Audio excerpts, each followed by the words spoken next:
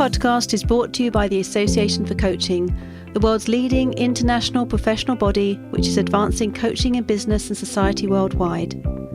My name is Maxine Bell, and I am delighted to introduce you to a new series, A Day in the Life of. These podcast episodes will be released between our longer themed podcast series that you are already used to. We've been interviewing coaches for a while now under the theme A Day in the Life of for our LinkedIn newsletter, and they were so well received we wanted to offer them to a broader audience. The interviews are with real, everyday coaches across the globe from all walks of life who join me to honestly and bravely share their journeys into coaching, how they coach and run their business, what they love and what their challenges are, as well as how they integrate self-care into their practice. It's a real honour to get a sneak peek into their lives, and we hope that listening to their stories will inspire, encourage and assist you, whatever stage of your coaching journey you are on. Hello and welcome to another wonderful episode of our Day in the Life series.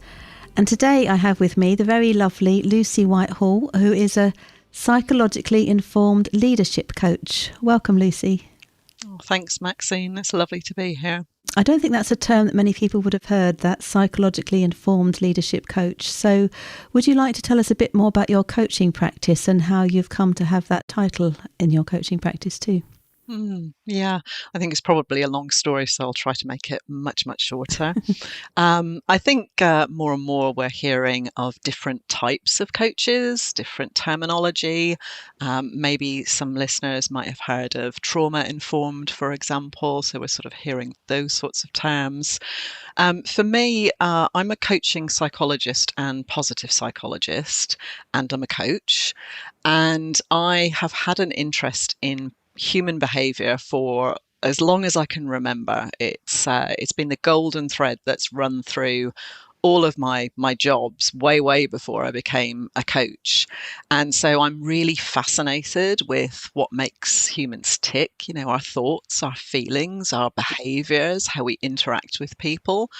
And because I've studied psychology a lot, and I continue to study psychology, and the work I've been doing, particularly over, I'd say, the last 6 or 7 years, has been very focused on what some people might call deep work. So really getting into people's thoughts, feelings and behaviours. I really came to realise that this was a different style of leadership coach. It's not about being better. It's just different. It's just a different way of approaching my coaching. And I think by saying psychologically informed, what I'm finding is that people I talk to who might end up working with me, they will then ask questions. They'll, hearing the word psychologist in your title is, for most people, it's fairly meaningless. What does that even mean practically for me as the person being coached? But if you say psychologically informed, what I've noticed is people start to ask, well, what does that actually mean? And then you get into a conversation, and then people can decide, well, is that something I'm interested in for my coaching if I'm looking for a coach? That's really interesting. And how long have you been a coach, Lucy, just out of interest? I've been coaching for, I think this is my 15th year as a coach. But when I started coaching, I was, like a lot of people, an internal coach. So it was part of a job that I did within an organisation, within a team, and relatively informally, I think.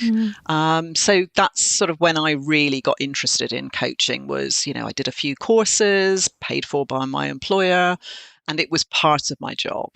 I've been a self-employed external coach, if you like, for 11 years now. And what I'm noticing with everyone I interview is that everyone becomes a coach, and the kind of niche area or the area they get focused on is often related to their lived experiences. And in fact, their lived experiences become part of their purpose in their coaching. Yeah. I imagine that applies to you. I just wondered if you'd like to share some more on that. Yeah, I think you're absolutely right, Maxine. I think for me, coaching is not something I do. It's who I am. So it's very much an embodied practice, if you like. It's who I am in my work and outside my work. And I guess, there's definitely lived experience there, I think, on two fronts. So the first one being that I grew up thinking that work was something that you had to endure and not enjoy. And so, I had a very skewed opinion of what work meant in our lives. And I had some pretty, like a lot of people, difficult experiences in workplaces. I worked in the corporate world for a long time. There was some good behaviour, but there was an awful lot of bad behaviour, what we now term toxic behaviour, bullying, harassment. I saw it all and experienced some of it too. And I also saw that leaders were often ill prepared for the work that they were doing. So people were promoted, and I'm not talking necessarily always of C-suite, leaders at the top, as it were. But anybody in a people leading position very often was extremely good technically at their work, but not great with people, or they hadn't been trained to be great with people. So I started to get really interested in, well, what would it be like if people were supported as they moved through the organisation to understand people? So that really interested me. And I also started to, I was in the wellbeing industry for a long time. I was in the employee benefits industry. So I hung about a lot of researchers and academics. And there was a lot of research coming out about good work is good for you. And I thought, wow, could this be possible? That work could actually be somewhere that we thrived, we flourished, we actually enjoyed ourselves, not just the odd few good relationships, but we actually loved what we did and who we were working with. That was a really new concept to me, 20 years ago. The other part of lived experience for me is my own mental health. So I've had a few burnouts in my life. I didn't know they weren't called that when I was diagnosed. It was called a nervous breakdown. Back in the day, 21, 22 years ago, I was lucky. I had a good doctor who recognized that I was having some sort of what was called a breakdown then. We'd probably call it burnout now. And I was diagnosed with, I think it's now called major depressive disorder, which was called clinical depression, I think, at the time. And so, I knew that something, wasn't right. I'd been ill for a long time before I actually faced into it. And so for me, it's been a combination, where I've ended up coaching in a psychologically informed way has been a combination of this really what's actually become a firm belief in me that when we look after people, train them, support them, encourage them, really help people to thrive in organizations, we can get both high performance, from a corporate capitalist perspective, if you like. We can get the productivity and performance within an organization without having to burn people out. So that is possible. You can do both. They're not mutually exclusive. And I have a very strong and firm belief about that because I've seen it and I've experienced it. Luckily, I did experience that in one of my corporate world jobs. And also that our mental well-being it's incredibly strong, but it can also be fragile. And we need to look after ourselves. We need to have, I certainly personally need to have very strong self-care practice, not just for me as a human being, but for me as a practicing coach. And so psychologically informed coaching for me is almost, I feel a bit cheated. Like I wish I'd come to it earlier. I wish I'd come to coaching earlier in my career because I really feel like I've found my contribution now to those workplaces, and that's so the lived experience piece is, I guess, both sides of that coin. Yeah, thank you, and thank you for sharing so honestly and courageously about your mental health. I'm a big sort of advocate for us speaking about these topics very openly. And you probably know, Lucy, I did a series on mental health and wellbeing with the AC last year.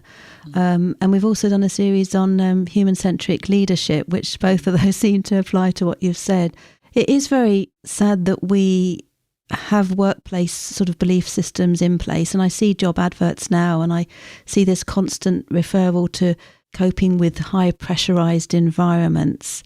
That term triggers me a little bit because I believe you can work hard and effectively without needing to be in such a high pressurized container. And it seems to be a bit of a modern way of accepting that work is like that. I just wondered if you had any thoughts on that. Yeah, I do. Oh goodness, because I'm often, well, more often than not, working with people at pretty senior level now. But I have worked with people at all levels in organisations, which has given me, I feel, a really nice rounding in terms of the experience of what people expect from work. And I think whereas I expected when I entered the workforce 100 years ago, I expected not to like work, and work was just for money, and all of those sort of very unhelpful beliefs that I had, which thankfully I have dismantled to the large part.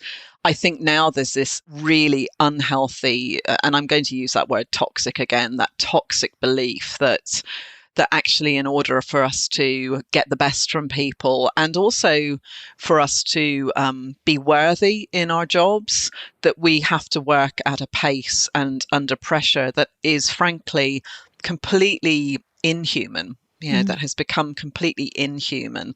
The expectation that I see, and I'm working with some of these leaders, and some of them have that expectation of themselves, and they have that expectation of the people around them, that that we're only worthwhile when we're sort of burning ourselves out. We're sacrificing every other aspect of us. And yet, the reality, which we do know and we see in organizations and we see in research, is that we don't have to burn people out in order to get the best from them. People are not disposable. I think the rise in human-centric leadership and management that we're hearing about, and also another thing I'm noticing, the rise in people talking in organizations about kindness. So Graham Alcott, I think that's his name, wrote a great book about kindness in the workplace. And what I'm really enjoying about that book, I've not finished it yet, but what I'm really enjoying is, again, this really strong principle that we can treat people as human beings, with empathy, with compassion, with all the things that we've previously considered to be, soft and not real skills. We can treat people with all of that humanness, and we can still have very, very successful organizations, whether they're profit-making organizations or not.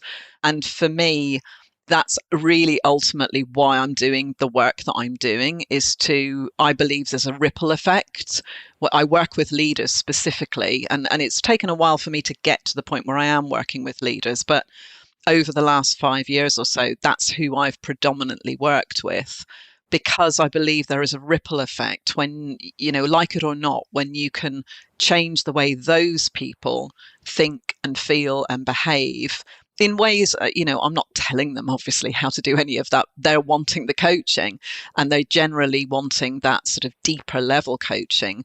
That ripples out. The impact of that is not just on them as a human being or a leader or whatever they identify, or whomever they identify as, but everybody they come into contact with.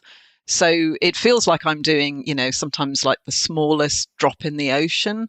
But for me, that gives me a sense of meaning and purpose. I still am frequently disappointed by the attitude that we have to treat people in this throwaway manner in order to get the best out of them and keep pressurizing them. It's a really unhealthy, maybe, I don't know, I can only speak for the Western capitalist culture that I work in, and I've lived in for a long time. Maybe it's different in other cultures, but it feels very unhealthy, and it's still very prevalent. Yes, it is. And I've worked in the NHS, which is one of the most toxic work environments. It's and you end up losing good people like myself in that process, and many people are just walking away from what were great jobs. I loved what I did there, but you sometimes have to make a choice between that when you see things not changing. And Absolutely. I'm very much in agreement with you that leadership, it does ripple down. And in fact, you could demonstrate that on the wards I worked on when, say, I was in charge and when someone else was in charge. There could be completely two different environments in 2 days, depending on who is leading that with the same amount of work. It's the quality matters. So, it's great to hear that coaches like yourself and all those guests we had in the human-centric leadership series are really working on that. And it's a very powerful thing to work with. But you're also in a system, aren't you? We are in a capitalist system where profit is the driver. And for me, that you have to wonder, when profit is more of the driver than giving humans a happy and meaningful life, that kind of makes it quite a challenge, I think, as well, from your perspective. Yeah, I think this is one of those coaches talk about ethical dilemmas and ethics quite a lot. And I think this is the real side of ethics for me. There's lots of different things ethical decisions that I've made over the years. But, there was a time, and I still wrangle with it from time to time, where I question this whole, you are part of that system, aren't you? And you're part of that capitalist system. And yeah, I'm not going to deny of course I am. I'm here to be a profit-making organization. I'm self-employed. It's only me, but I am looking to make a profit. So yeah, I think we are working in a system, and I'm really conscious of working in this overall system that it almost feels like it's rigged against us. And at the same time, and I think I often talk about this in coaching, the both and, that this paradox can exist, where we're working in an environment which, inherently we're part of, and we don't necessarily feel 100% comfortable or even 10% comfortable about. But I also, the and for me is that I have a strong, I suppose, spiritual connection. So I practice meditation, mindful self-compassion. I've been practicing yoga for 30 odd years. I do also believe in the connection between human beings and what we can achieve when we support and uplift each other. And it may, and I do argue with myself about this from time to time, it may only be a very small drop in that huge ocean of problems that we're all aware of that are surrounding us these days with, political and socio-economic environments we live in. It feels like it's a tiny drop, but it does feel like I'm making an impact, maybe not changing the world, but feeling like I'm making a connection with people who are then making a connection with themselves and with those people around them. So I think for me, a lot of this is reminding myself that, I'm not in control of all of this stuff. I can't even influence much of it, but I'll do what I can when I can. And that really goes back to something that Kristin Neff talks about in her work around self-compassion, is just sort of accepting what we can do, doing what we can, even when other people are in distress or struggling. We do what we can, but we know where our own boundaries and limitations are too. So I think it's always going to be an ethical consideration for me, but it's clearly, I'm doing my work. It's clearly not enough for me to stop living and working in that capitalist environment, because here I am.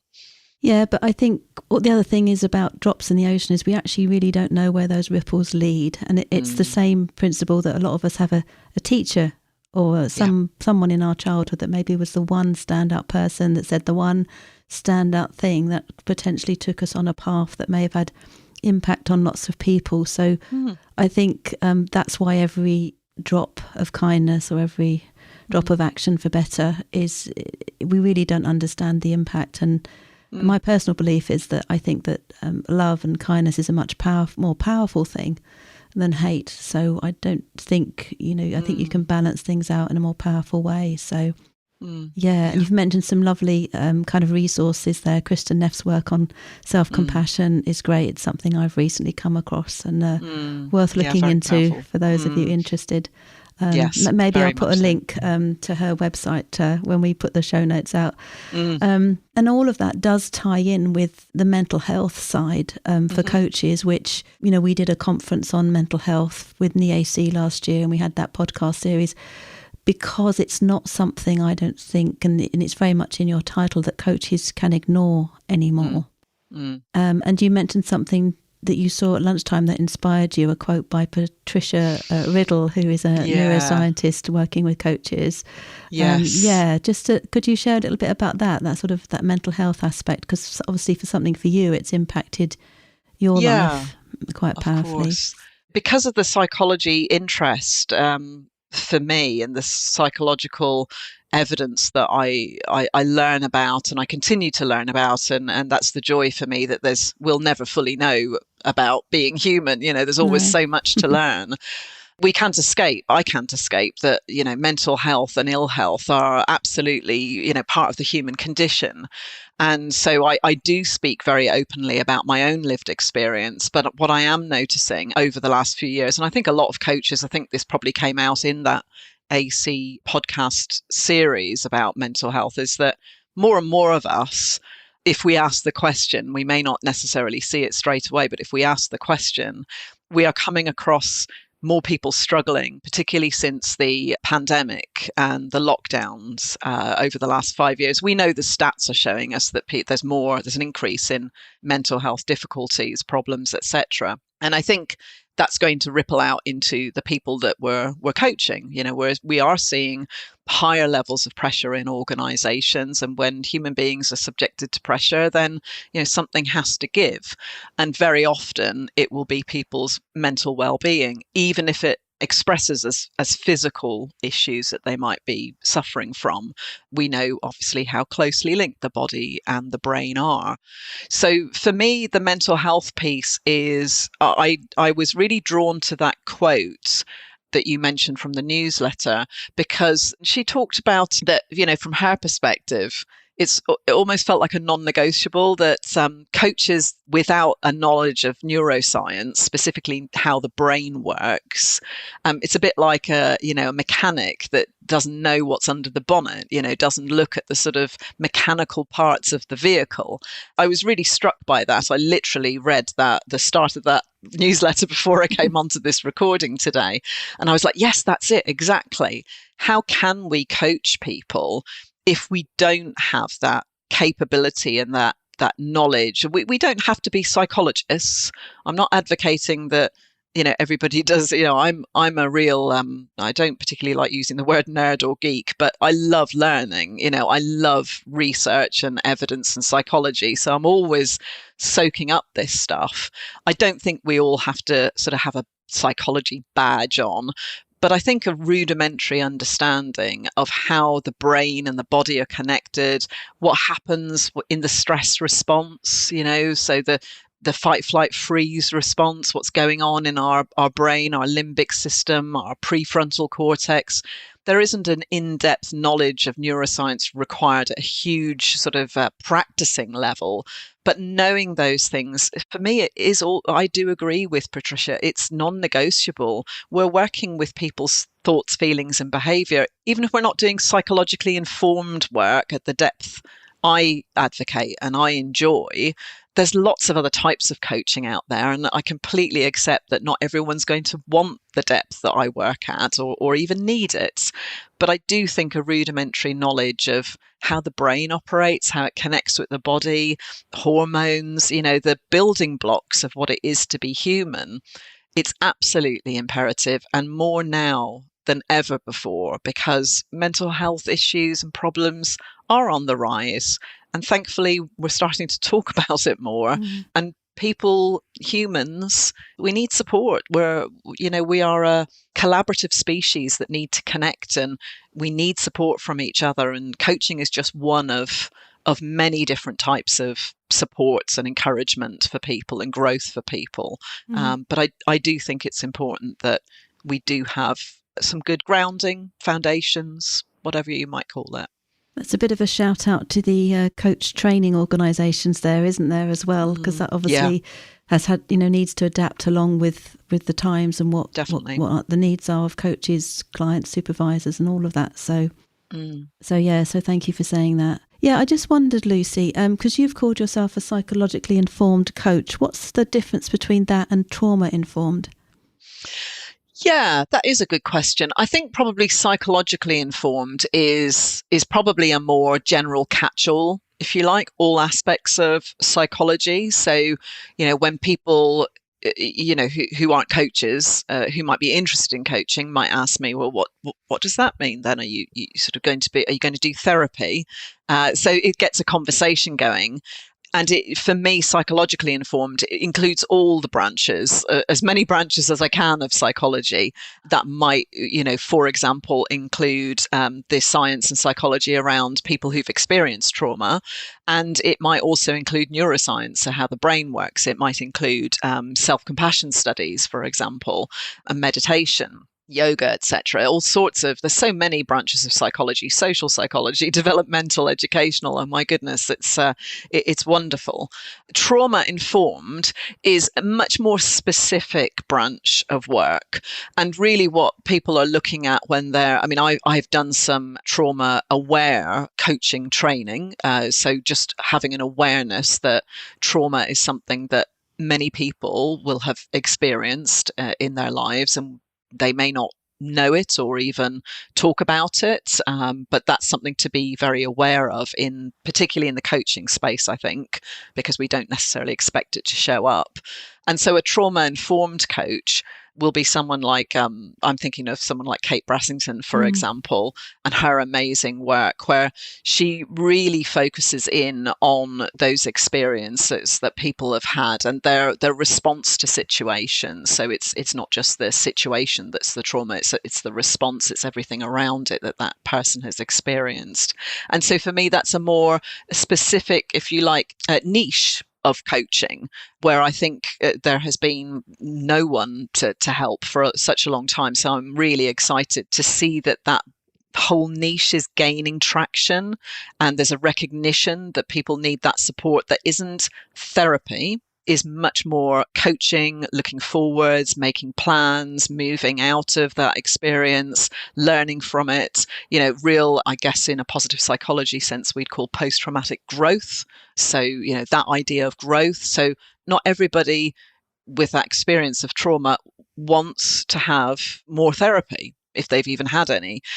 It may be coaching they're looking for. So for me, that's a very niche area and very, very needed, very needed in society. For me, the psychologically informed piece is probably more broad, I guess.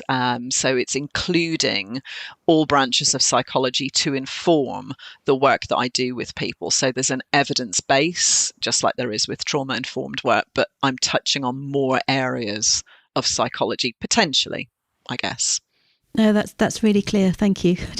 I just imagine someone might have that question to understand the difference. Yeah, it's important to clarify. So thank you. Just to bring it back to the day in the life of, could you tell us a little bit more about what your sort of average day or week looks like for you in your coaching practice? I loved that question. I thought about your questions beforehand and how I might approach that. I'm very reflective at the moment because I'm working towards my chartership as a coaching psychologist with the BPS, the British Psychological Society. So I'm doing lots of reflection, lots of navel gazing, as my mother would call it. I thought about, well, what is a typical day? And it's changed so much. I think for me, a typical day, a typical week or month as a coach is not probably what I expected it to be when I started my business 11 years ago. I think I probably just saw it as I'll be seeing coaching clients, won't I? All day, every day, one after the other, like a conveyor belt, like going into the office, which I was an office dweller for a lot of my career, just sort of seeing a client, presenting to a client one after the other. I thought, yeah, that's what it's going to look like. And it really doesn't look like that at all. I think for me, there's a few aspects that make my days never the same. There are some non-negotiables that always happen, but they're to do with my self-care. So, I always will start my day with things that nourish me. So I'm very into slower living now. So I'm very fortunate. I work mostly from home, like we are now, on a screen. Predominantly 95% of my work is on a screen. And so that means I don't have, the joy of the commute or any of those things anymore. And I know for many people that changed with the pandemic. And so I now have more space to have a slower start to my day. So I will do some meditation. I'm part of a self-compassion meditation circle. So online. So I'll do some meditation. I'll either do some yoga or I'll go for a walk. I will always go outside. I'm very fortunate. I live in the countryside and I have a garden. Nature is I guess, my spiritual connection. So that's really, really important to me to be in nature. So my day will always start like that in some form or another. And then I see clients, I would be coaching and seeing clients and in front of clients for a maximum of 3 days a week. And that's been a conscious choice as I've started to do more and more of this psychologically informed work, because I've recognized how cognitively and emotionally demanding coaching actually is. I think I denied that for quite a few years at the beginning when I was running my business. And that means that then I also have to do a day where I'm doing my business stuff because I'm self-employed. So there's business development, business administration, all the LinkedIn stuff and dealing with the people who support me, my VA and those sorts of all the accounts and all of those really thrilling things that you have to do when you run your own business. And I try to give myself then the fifth day of my working week, as it were, is actually my day off. So, and I'm pretty, I can flex around that, but that's pretty much become my pattern of working. And I'm much more aware now of the value that somebody actually described it on LinkedIn, on a LinkedIn post. One of my peers described it as like the difference between rehearsal and performance. That she said it struck her that the work she does, she's a coach and facilitator and consultant. She said, I spend much more time in rehearsal than I do actually in the performance. And I thought that was such a good metaphor. And I thought, yeah, absolutely. And when I looked at how I spend my working time, if you like, it's much, much more heavy on the looking after myself, doing my CPD, doing my preparation for seeing a client, my notes and reflections after seeing a client. Yeah, there is supervision, my own coaching. So I have a coach as well. I'm a thinking environment coach too. So I'm a qualified thinking environment, Nancy Klein's work. So I keep up my thinking sessions with my thinking partner as well. I've got a couple of thinking partners. And so that is all the rehearsal for the 90 minutes or 2 hours that I spend in front of however many clients each week. It really strikes me as completely different to how I imagined coaching and working as a coach would be. Yeah, I think that's a lot of people jump into coaching with great excitement, but aren't aware of or forget about the business side that needs to be done, and that's a big learning curve for particularly when you've been employed in the system for a long time. It's quite a shock, isn't it? All the little bits you have to suddenly think about, including the whole social media game that we all have to play these days. So yeah, that's true. And just for some new coaches who might be listening, obviously how your work life is now, it took you time to get to that place, I imagine. Was there a few bumps and challenges along the way? Yes, there were bumps and challenges along the way, Maxine. There was an awful lot of them. That's life though, isn't it? That's how luckily I have come to realise that resilience is built through adversity. You sort of have to go through this stuff in order to get resilience, and we're all still going through it. So I think I'm starting to let go of some of those perfectionist tendencies, this sort of vision of what life should look like rather than what life actually feels and looks like. I guess some of those challenges for me, I started a business when it was the right time for me, but I was terrified. I didn't have a financial cushion more than about 6 months. I guess for me, some of the challenges in the first few years was that I applied myself to self-employment, if you like, running my own business in the same way that I used to apply myself in the corporate world, which is essentially working more hours than there are in the day, saying yes to absolutely everything. And in some ways that served me because I had some great experiences and exposure, but I traveled a lot. I was traveling through Europe. I was doing a lot of webinars and workshops in person and online. As well as my coaching, I was coaching for a particular organisation. I did some associate work, which was a blessing again in terms of picking up my hours, but I wasn't having any downtime between any sessions. So it would literally be a conveyor belt of clients. It was not a healthy way. So that led to, I've had a couple of episodes of burnout actually in the last 11 years. And also I took on studying a master's degree as well, my coaching psychology and positive psychology degree. And so, working full time on my business, studying what felt like full time, and trying to have a life, I think, would I do it differently again? I think those challenges have helped me to learn of my limitations and boundaries. I was limited by the fact that, I've always had a need to be financially independent. So, I didn't have money as a child growing up. I came from a background that was, whilst I certainly wouldn't say we were poor, we had a couple of episodes of homelessness. And so I always knew I'm an Irish immigrant to the UK, and we were economic immigrants. So, I always had that need to earn, and that it's sometimes an unhealthy way of being. So running my own business became at times a very unhealthy hamster wheel.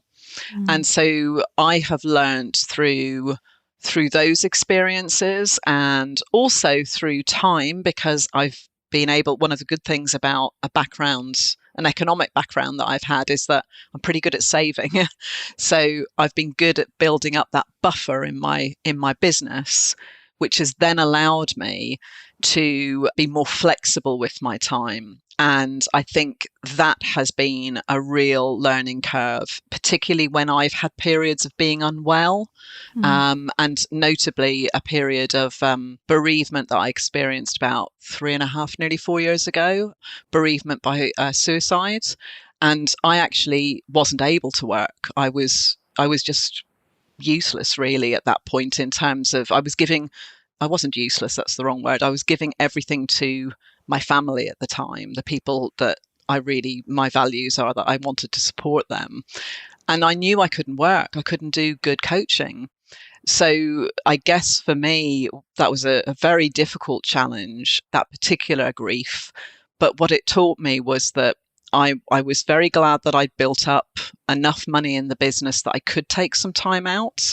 I wouldn't have been in that position 5 or 6 years prior to that. And I think my work would have suffered as a result of that. I would have suffered.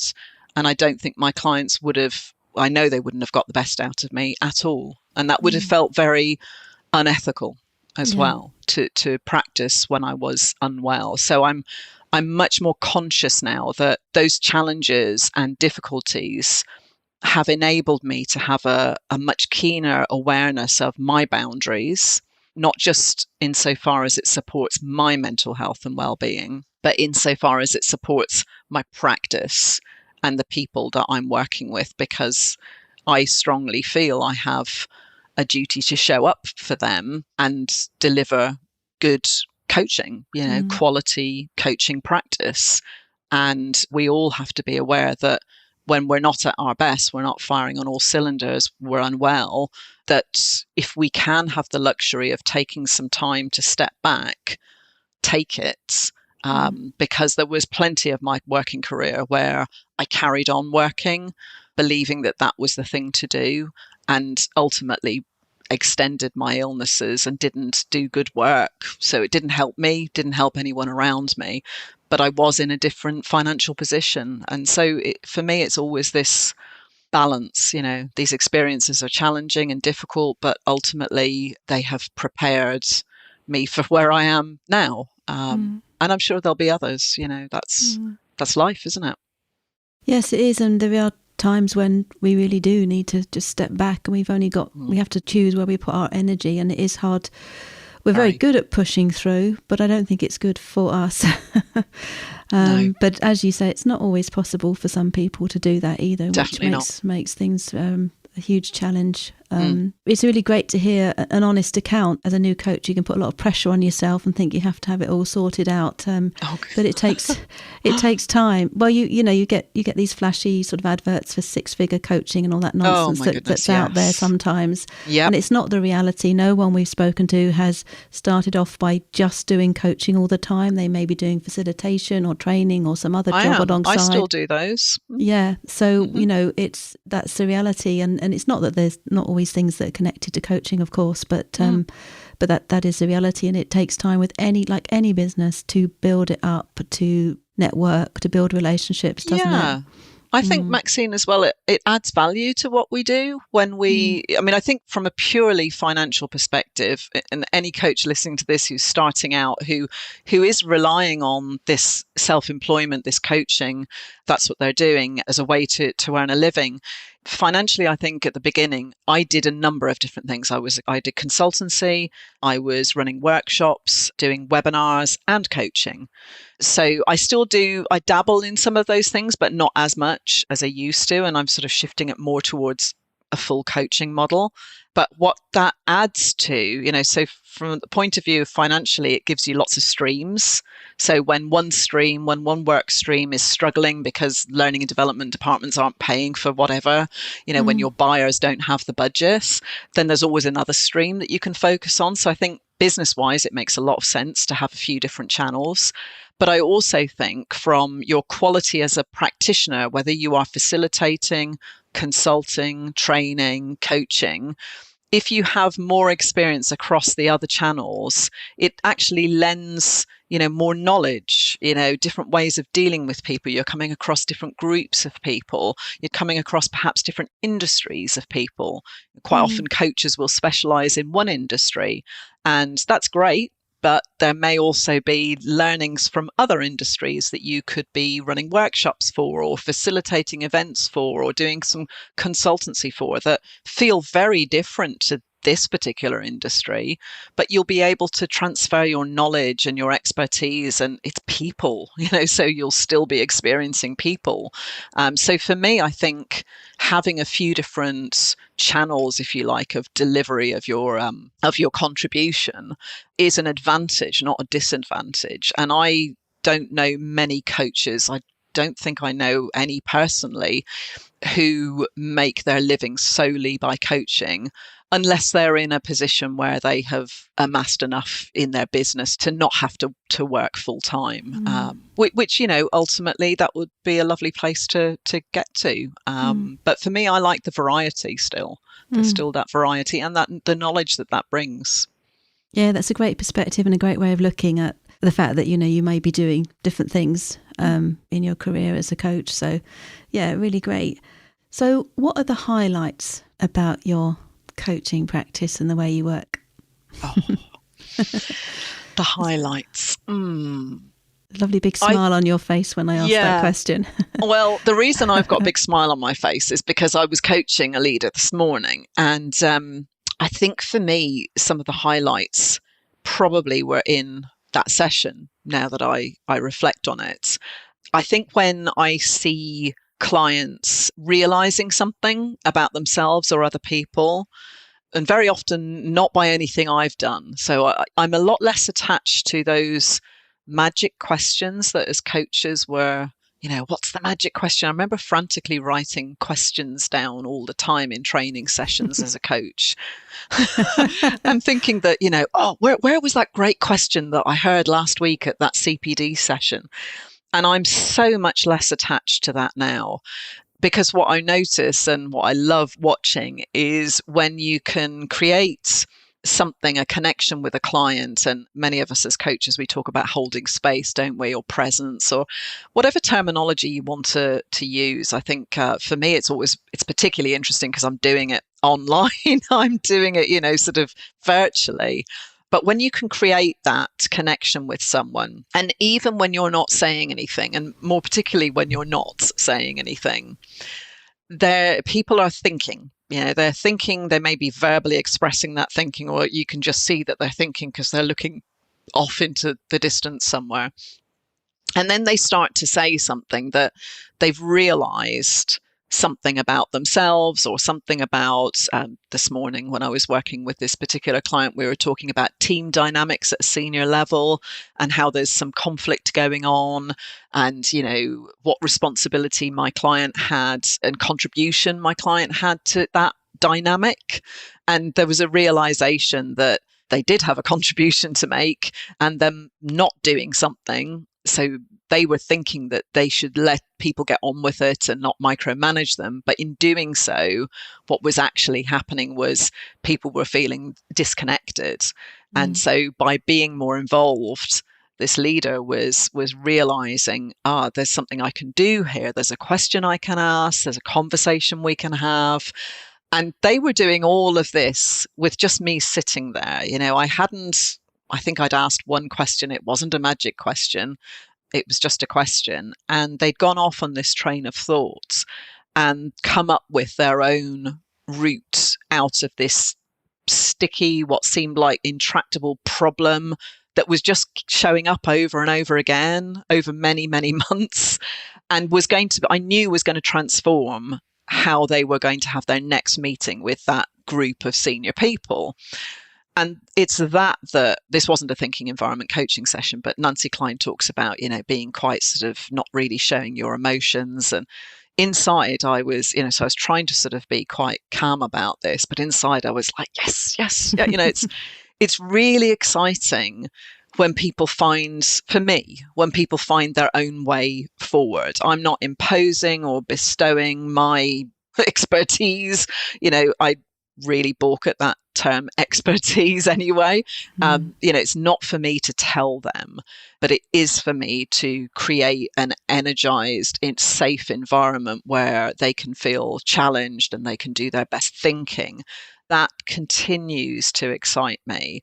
Applying these principles of listening from a very basic, to me, coaching should be a lot of listening, and this sort of psychologically informed approach of being able to mirror my clients' movements, being able to calm them down if they're feeling they've got a stress response going on, being able to practice that without, and particularly at this stage of my coaching life, if you like, I'm not having to think about those things in a cognitive, what's that model, or what do I do now? Or I'm at a stage now where it's not that I'm not thinking, of course, but I'm with the client. I'm more present with the client now.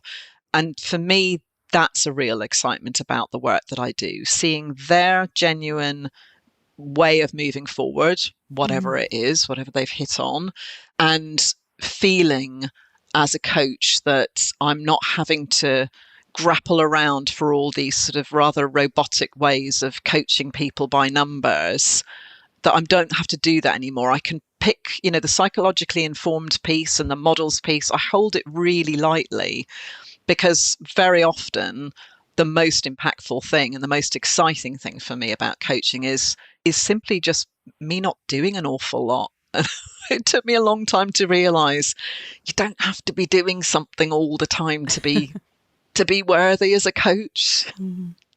Yeah, there's something so powerful in presence and in silence as well, in the sense that not many of us have experiences day to day of people really, really listening, where it's just your space and your stuff in the room, and you're not having to listen to the other person's stuff. And that's rare. So I think it's a bigger gift than many of us realise. And if you've been on the other side of that, where you've been a client and someone's really listening, those are times when I've walked away and thought, wow, that hour was really for me. Like, that's the first time for months where I've actually just been purely like Maxine time, if you know what I mean. And it's an unusual experience in many ways, but a very precious one. And so I know what you mean. And I think as well, what you've said for coaches out there, particularly newer coaches, is that what I've heard from you is that, you really have committed. You love this. You've been in a situation where you've done work you didn't like. So you found work you like and you've committed to it and you've carried on studying. I've no doubt you have had supervision all the way along. And all those sort of professional practices that enhance our coaching and support us in our coaching. So, I just wanted to demonstrate that. And that's why you're now at this point where you can sit back a bit and the tools are in you, but without this kind of, I guess it's a bit like the mechanic again, who can probably pick up the right spanner without having to think. No, initially might have had to look very carefully. Probably just put their hand out and pick up the spanner without even looking at the whole array of spanners. Just know by feel. Yeah. Oh, that's the one that's going to be helpful. And I think that's for me, when I was looking at your question about, why I love what I do, what would I say to other coaches starting out? And I do think it's a privileged position that I'm in now. There's a slight part of me that's irritated that, like, I've got a lot of friends. I'm in my early 50s, and I've got a lot of friends around me, some of whom are older than me, some of whom are the same age, who are all starting to talk about retirement and winding down and all of those things, which feel very alien to me, because I feel like I'm only just winding up in my career. I'm only just like, in the last few years, I've really, like, I always knew I liked coaching for the last 15 years, but wow, like, I love this, and it just gets better and more interesting, and people are endlessly fascinating to me. There's always a story, and I feel like I'm only just getting going. So I guess when I look back at the coach I was, and I suppose the employee I was many, many years ago, it is, I suppose everybody in their early 50s would say this, but it's a recognition as well that that's maturity.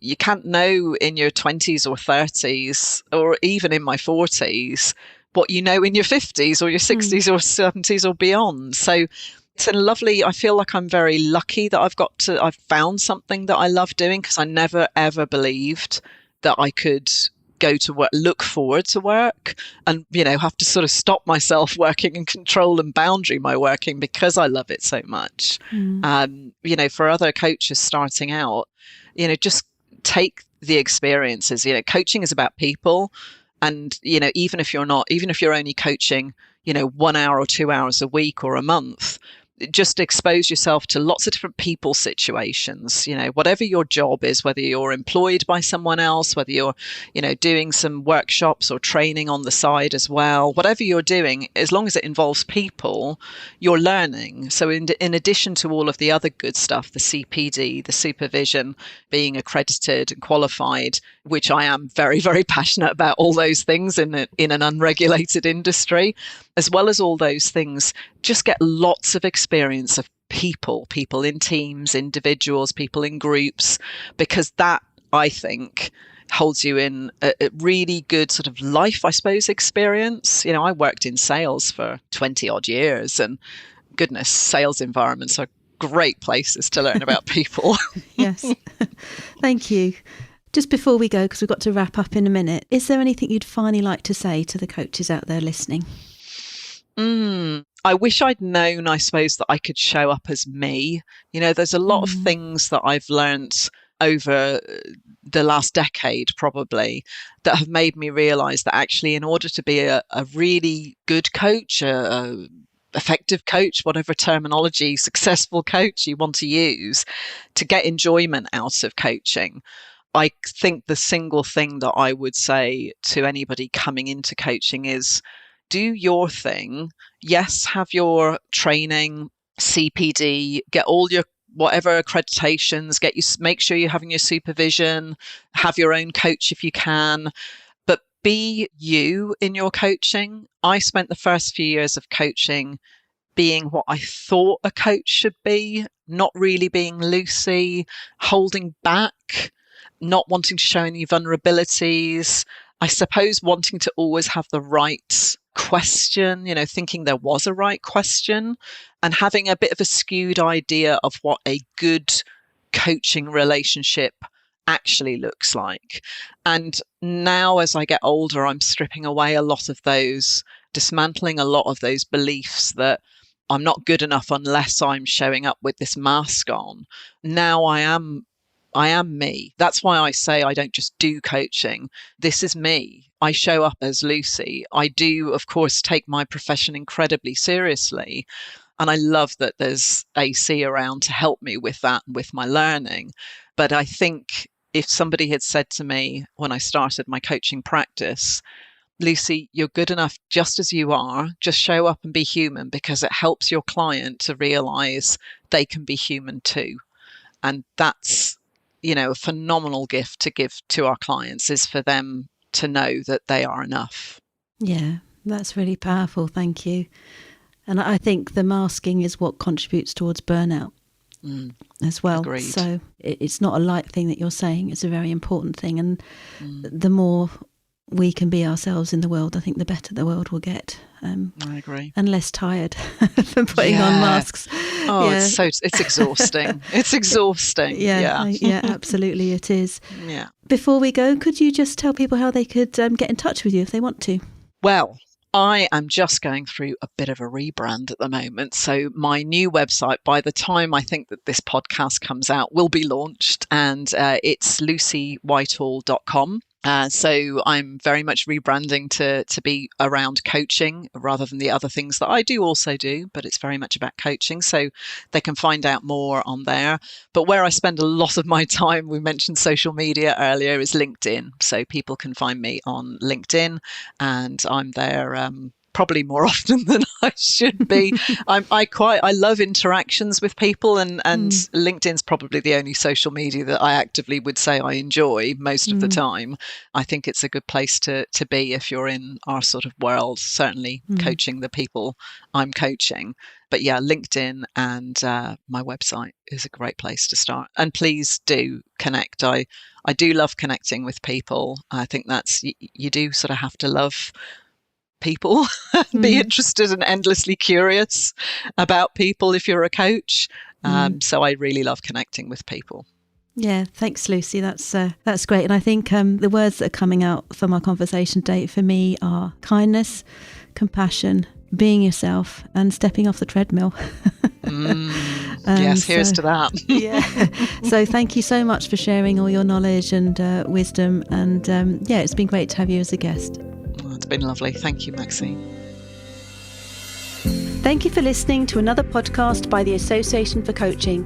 For over 20 years, our purpose has been to inspire and champion coaching excellence, advance the coaching profession, and make a sustainable difference to individuals, organisations and society.